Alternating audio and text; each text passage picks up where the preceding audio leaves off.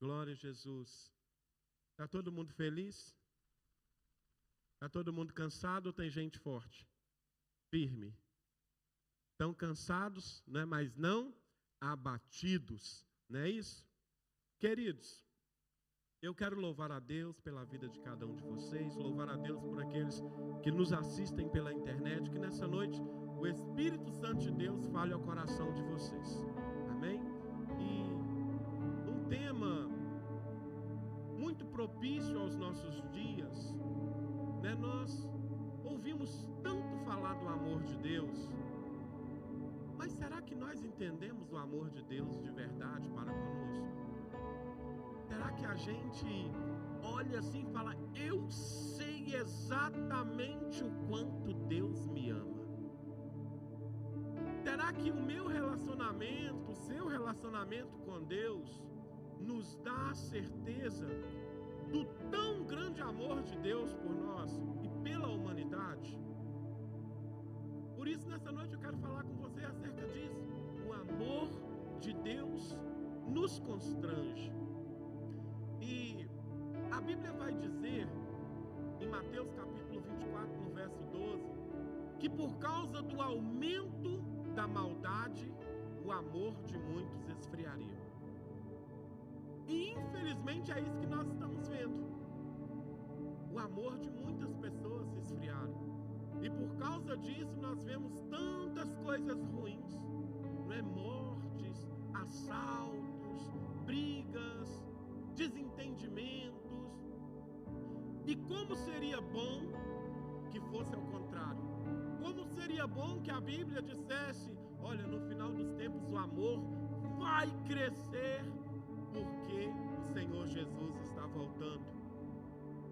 Mas eu quero lhe dizer algo, que independente de que o amor no mundo esteja esfriando por causa da maldade das pessoas, eu quero te dizer que o amor que vem de Deus não esfria. O amor que vem de Deus não muda. O amor que vem de Deus nos faz avançar.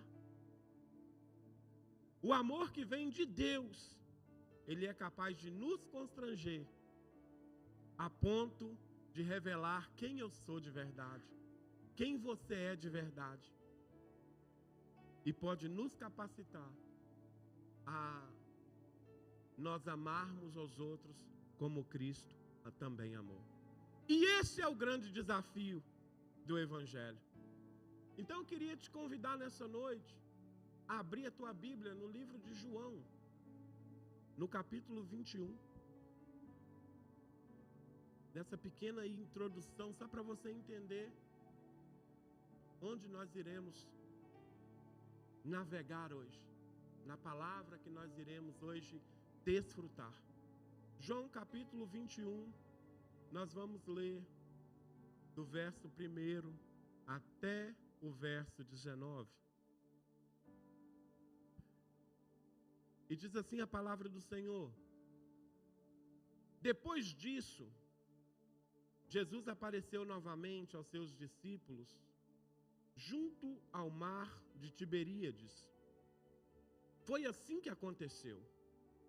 Estavam ali Simão Pedro, Tomé, apelidado de Gêmeo. Muitas versões diz Dídimo, mas Dídimo quer dizer gêmeo no grego. Natanael, de Caná da Galileia, os filhos de Zebedeu e outros 2 discípulos. Simão Pedro disse: vou pescar. Nós também vamos, disseram os outros. Assim entraram no barco e foram, mas não pegaram coisa alguma a noite toda. Ao amanhecer, Jesus estava na praia, mas os discípulos não o reconheceram. Ele perguntou: filhos, por acaso vocês têm peixe para comer? Não, responderam eles. Então ele disse: lancem a rede para o lado direito do barco e pegarão. E fizeram assim, e não conseguiam recolher a rede, de tão cheia de peixes que estava. O discípulo a quem Jesus amava disse a Pedro: é o Senhor. Quando Simão Pedro ouviu que era o Senhor, vestiu a capa, pois havia removido para trabalhar, e saltou na água. Os outros ficaram no barco e puxaram até a praia a rede carregada, pois estavam a apenas uns 90 metros de distância. Quando chegaram, encontraram um braseiro no qual havia um peixe e pão. Jesus disse: tragam alguns dos peixes que vocês acabaram de pegar. Simão Pedro entrou no barco e arrastou a rede para a praia. Havia 153 peixes grandes e, no entanto, a rede não arrebentou. Venham comer, disse Jesus. Nenhum dos discípulos tinham coragem de perguntar: quem é você? Pois sabiam muito bem que era o Senhor. Então Jesus lhes serviu o pão e o peixe. Foi a terceira vez que Jesus apareceu aos seus discípulos, depois de ressuscitar dos mortos. Depois da refeição, Jesus perguntou a Simão Pedro: Simão, filho de João, você me ama mais do que estes? Sim, Senhor, respondeu Pedro. O Senhor sabe que eu o amo. Então alimente os meus cordeiros, disse Jesus. Jesus repetiu a pergunta: Simão, filho de João, você me ama? Sim, Senhor, disse Pedro. O Senhor sabe que eu o amo. Então cuide das minhas ovelhas, disse Jesus. Pela terceira vez ele perguntou: Simão, filho de João, você me ama? Pedro ficou triste, porque Jesus fez a pergunta pela terceira vez e disse: o Senhor sabe de todas as coisas, sabe que eu o amo. Jesus disse: então alimente as minhas ovelhas. Eu lhe digo a verdade, quando você era jovem, podia agir como bem entendia, vestia-se e ia aonde queria, mas quando for velho, estenderá as mãos e os outros o vestirão e o levarão aonde você não quer ir. Jesus disse isso para informá-lo com que tipo de morte ele iria glorificar a Deus. Então Jesus lhe disse: siga-me. Bem, feche seus olhos. Pai, nós somos gratos, Senhor, o nosso coração é grato a Ti, por mais uma noite estar aqui, Senhor, com os nossos irmãos reunidos à volta dessa mesa, Senhor, que é símbolo, Senhor, do Teu grande amor por nós, a verdade do Teu grande amor por nós, Senhor. Por isso, Senhor, fala conosco nessa noite, constrange o nosso coração, nos ensina, Senhor, a amar cada vez mais e a compreender e entender o Seu amor por nós. Da mesma forma, Senhor, visita os que estão nos assistindo pela internet, fala ao coração de cada um deles, no nome de Jesus. Amém. Todos vocês conhecem esse texto, não conhecem? Toda a gente conhece esse texto. E é um texto maravilhoso porque ele narra a ressurreição de Cristo ali. Jesus, depois que ressuscitou, encontrou seus discípulos. Primeiro encontrou a Maria Madalena e depois foi ter com os discípulos. E nesse momento aqui que nós começamos a ler, nós vemos que uma parte dos discípulos voltou a fazer aquilo que fazia antes de conhecer a Jesus.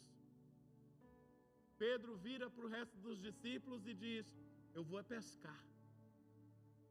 Por mais que outros discípulos tivessem dito: olha, nós vimos a Jesus, Jesus apareceu para nós, Pedro disse: eu vou pescar, eu vou voltar a fazer o que eu sabia fazer. E alguns então vão com Pedro: não, nós vamos com você também. Então eles vão para o mar, e a Bíblia diz que eles ficam a noite inteira no mar e não pegam nada. Pela manhã, eles estão voltando e Jesus está na praia, com um braseiro feito e um peixe já assando. Mas Jesus pergunta: filhos, vocês têm peixe aí? E eles disseram: não, não temos nada. E Jesus então disse para ele: olha, lancem a rede para a direita que vocês vão pegar o peixe. E eles então lançam a rede para a direita e pegam os peixes. E eu fico aqui já imaginando, quando o Senhor dá essa direção: lance a rede para a direita que vocês pegarão. E eles então lançam a rede e obedecem à voz do Senhor. E então começa a puxar muitos peixes e a rede fica pesada. E de repente João, quando fala ali o discípulo amado, eles estão falando de João. João vira para Pedro e diz: Pedro, é o Senhor. É o Senhor que está na praia. Então Pedro não perde a oportunidade, veste a capa e pula na água. Olha só, cerca de 90 metros, 200 côvados de distância. Pedro então nada para poder se encontrar com o Senhor. E você nota que quando Pedro chega na praia, o Senhor fala para eles: olha, tragam aí dos peixes que vocês pegaram. Pedro vai lá então correndo, pega dos peixes. O Senhor serve a eles peixe e pão. Eles comem. E então Jesus vai direto a Pedro. Mas antes de eu entrar no verso 15, 16 e 17, que é basicamente a base dessa mensagem, é a base desse texto, eu quero aqui trazer uma reflexão acerca disso que os discípulos passaram. Eles viveram 3 anos com Jesus, conheceram o Senhor, e quando Jesus é morto, depois de ressuscitar, mesmo ali ainda talvez não sabendo que o Senhor tinha ressuscitado, que os discípulos já tinham visto ele, eles decidem a voltar à vida normal. Vocês já pararam para perceber, ou já aconteceram com vocês, quando aquilo que está no teu coração, aquilo que Deus está fazendo, está trabalhando na tua vida, de repente há um silêncio, Deus não faz mais nada, a gente tende a desistir, a gente tende a, não, isso não vai dar mais certo, eu nem vou persistir nisso, Deus não está nesse negócio, porque não está acontecendo mais, as portas não estão se abrindo, então eu vou voltar a viver a minha vida, eu vou fazer aquilo que eu fazia antes. Talvez um exemplo, apostou em trabalhar para você mesmo e de repente começou a coisa a fluir, Deus te abençoando, você vivendo com Deus no teu trabalho, mas de repente tudo ficou em silêncio. E aí você diz: não, vou trabalhar de outra forma agora porque Deus não está fazendo nada em meu favor. Essa aqui é a visão que eu tenho. Eles simplesmente largaram: olha, eu vou pescar. Eu vou voltar a fazer aquilo que eu sei fazer bem. Então nós precisamos entender que há tempo que Deus vai ficar no silêncio, que Deus vai agir no tempo certo, porque Ele é quem sabe da minha e da tua necessidade. Quando nós estamos na direção de Deus, quando nós entendemos o mover de Deus na minha e na tua vida, nós não precisamos nos preocupar, porque no tempo certo Deus vai agir. No tempo certo Deus vai vir e vai fazer aquilo que Ele tem para fazer na nossa vida. Então nós vemos que depois que eles ceiam, depois que ele compartilha o alimento, ele então se vira para Pedro. E tem algo aqui, creio eu, no coração de Pedro que deva ter castigado ele. Porque a última vez que Pedro viu a Jesus, antes de ressuscitar, ele tinha negado a Cristo. O acontecimento foi esse. O que tinha acontecido era isso. Eu não conheço esse homem, nunca vi. O pessoal falava, não, você fala como ele. Você fala. Gente, é maravilhoso quando nós andamos com quem tem o coração derramado em Cristo. Nós pegamos o jeito, nós pegamos as palavras, nós falamos igual. E isso aconteceu com os discípulos, porque eles andaram com ele 3 anos.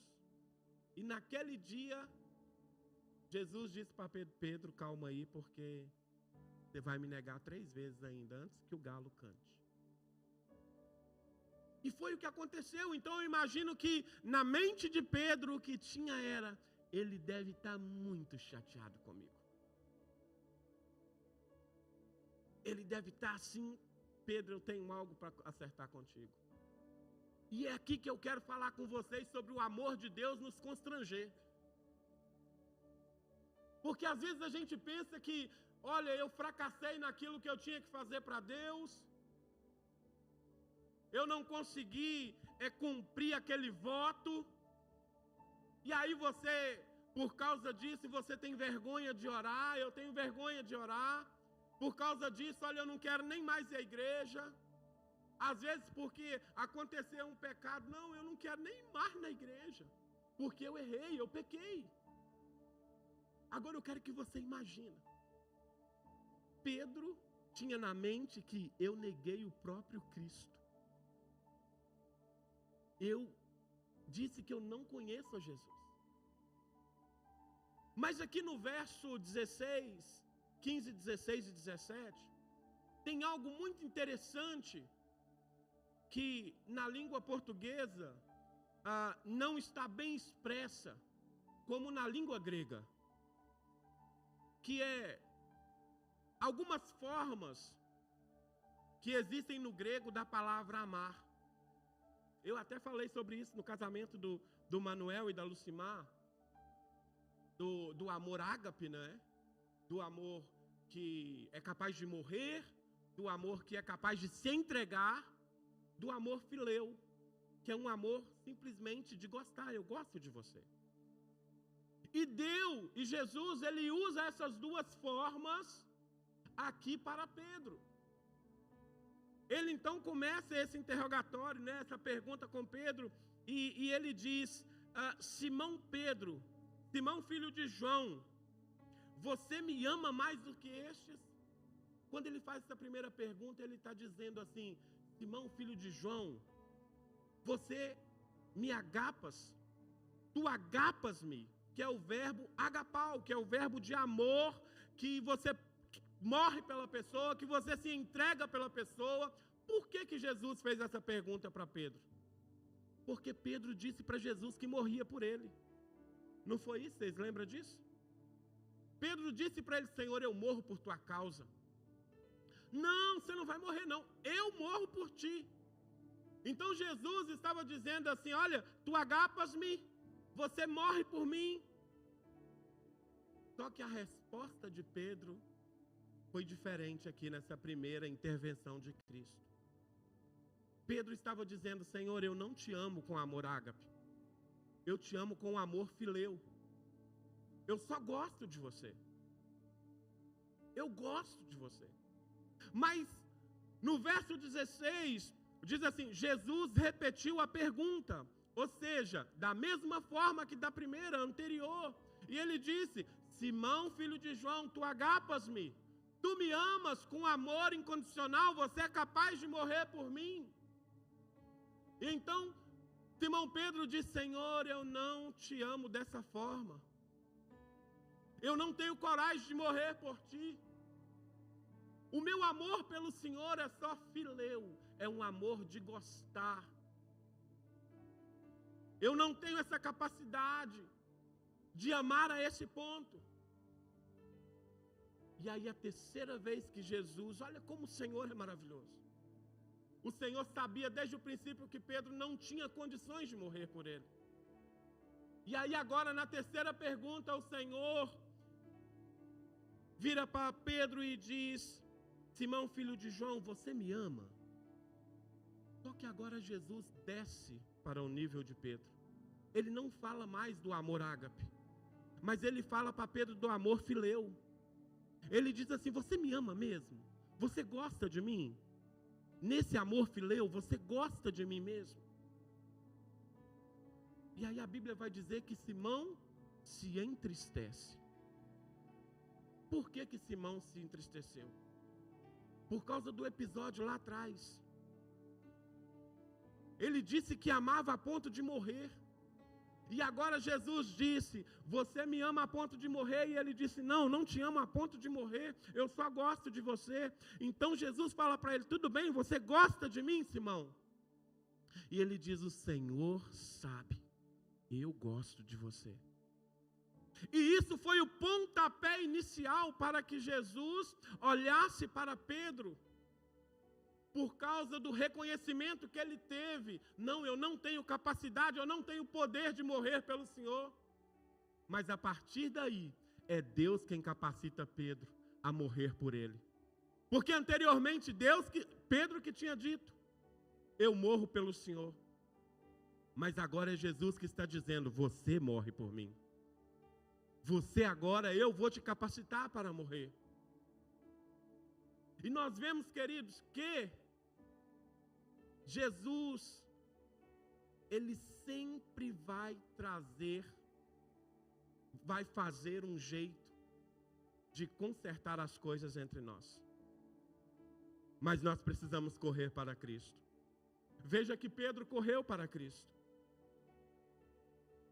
Se você for notar, no livro de Gênesis, no capítulo 27, no verso 24, conta a história de Jacó.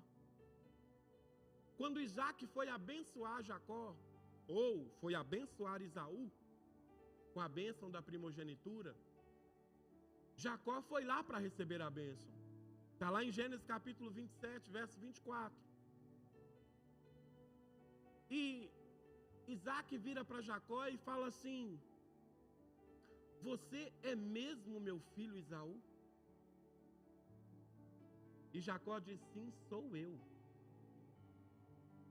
Mas ele não era Esaú. Ou seja, ele mentiu. Por mais que o texto ali, a história vai dizer que Deus tinha dito para a mãe de Jacó: olha, você tem 2 filhos no teu ventre, e o mais novo vai servir ao mais velho. Por mais que ele tenha dito isso, Deus já tinha dito: o mais novo vai servir ao mais velho. Jacó ainda mentiu. E Jacó foi embora de casa.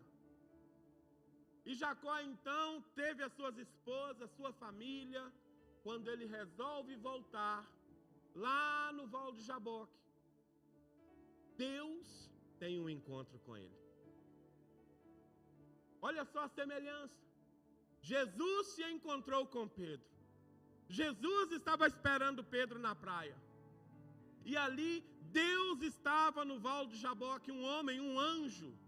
Toda vez que aparecia um anjo, um homem, e a Bíblia diz que era a presença do Senhor, era o próprio Deus. Era uma teofania, a manifestação da presença de Deus em um homem. E então diz a Bíblia que este anjo briga com Jacó. E briga a tal ponto que Jacó não queria deixar esse homem ir. Que esse anjo teve que dar um toquezinho ali na perna de Jacó, que depois ele ficou mancando. E Jacó disse: você não vai embora antes que você me abençoe. E aí o anjo faz o quê? Alguém se lembra o que o anjo fala para Jacó? o anjo disse para Jacó: qual é o seu nome? Por que ele disse isso? Porque lá atrás, quando o pai dele, Isaque, ia abençoá-lo, e perguntou para ele: você é meu filho Esaú?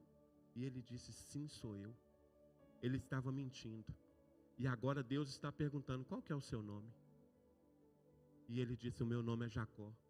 Ou seja, ele disse a verdade. Como Pedro também disse a verdade para Jesus: não, eu te amo, é com esse amor aqui, não é com aquele amor lá. E aí o Senhor então disse para ele: pois agora o teu nome não é Jacó, o teu nome agora é Israel, porque lutaste com Deus e com os homens e prevaleceste. E sobre Jacó nasceu a nação de Israel.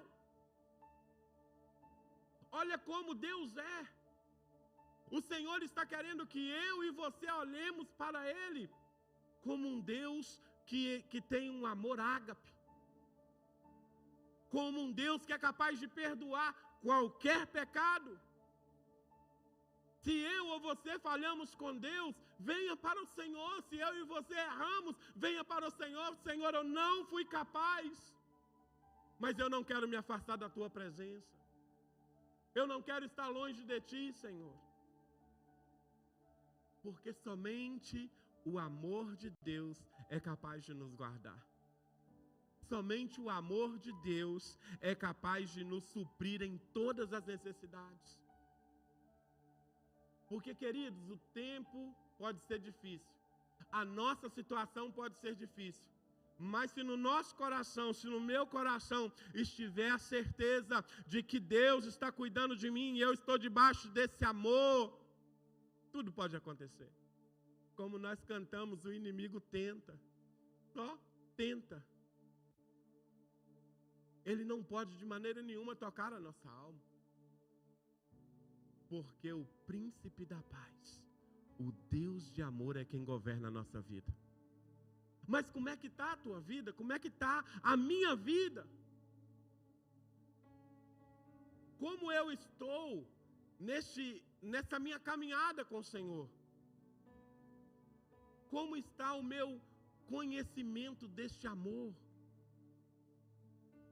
Sabe, queridos, o tempo que vivemos é um tempo em que todo mundo se sente culpado por não chegar aonde Deus quer que nós chegamos.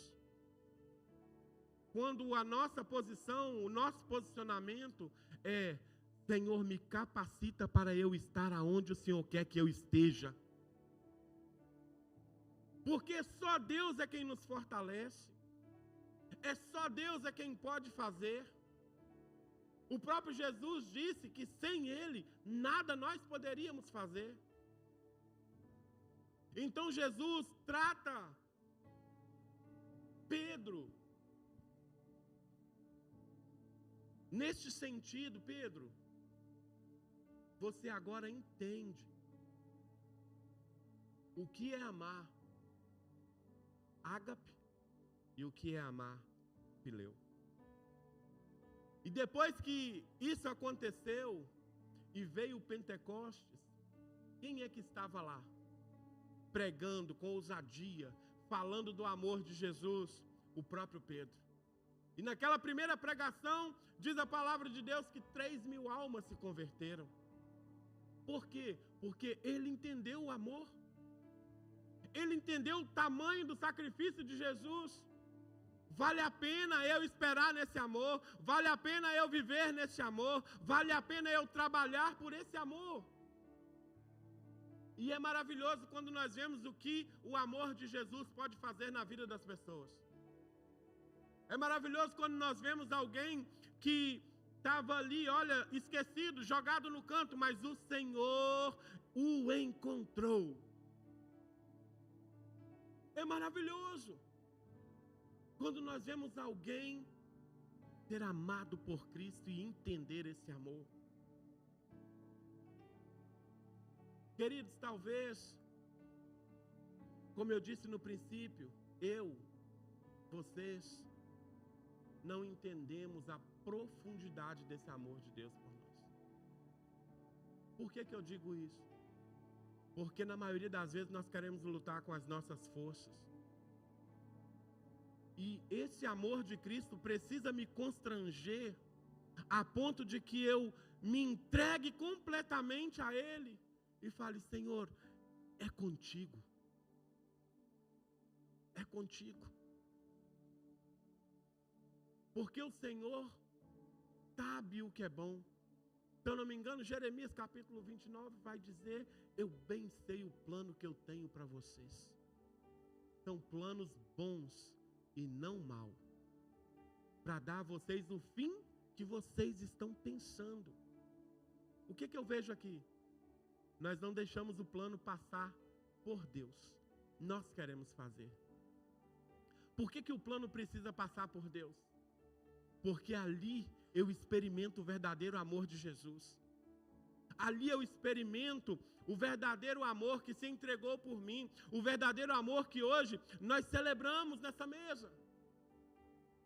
O amor de Deus tem te constrangido? Será que quando você levanta, você... Acordei, Jesus.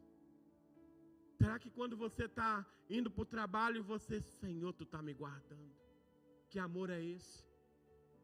Será que quando você está voltando, Senhor, venci mais um dia por Tua causa? Sabe, essa semana, o missionário Antenor me mandou um vídeo.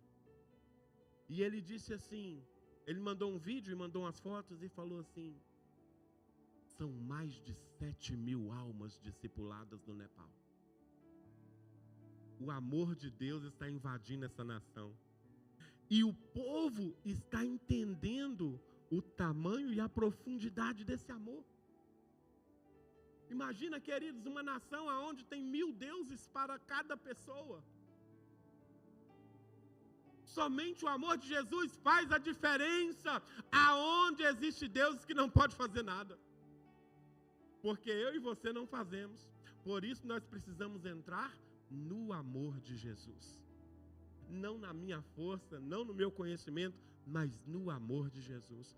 Porque é o amor de Jesus que constrange o coração do homem e faz ele conhecer esse Deus que um dia entregou o seu Filho para morrer por nós. Então reflita nessa noite, reflita durante essa semana. O que o amor de Jesus tem feito na sua vida? O que o amor de Jesus tem mudado na sua vida? E assim, queridos, você vai ver que a minha e a sua vida poderá entrar num nível maior com Deus. Poderá fazer coisas que antes não fazíamos. Então que nessa noite você reflita sobre isso.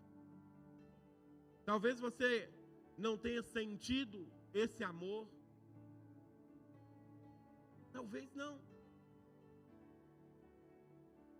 O amor de Deus, o amor ágape, ele é capaz de perdoar, ele é capaz de transformar a sua vida, a minha vida e a vida de quem está perto de nós. Amém? Vamos ficar de pé? Será que você se lembra quando o amor de Jesus te constrangeu?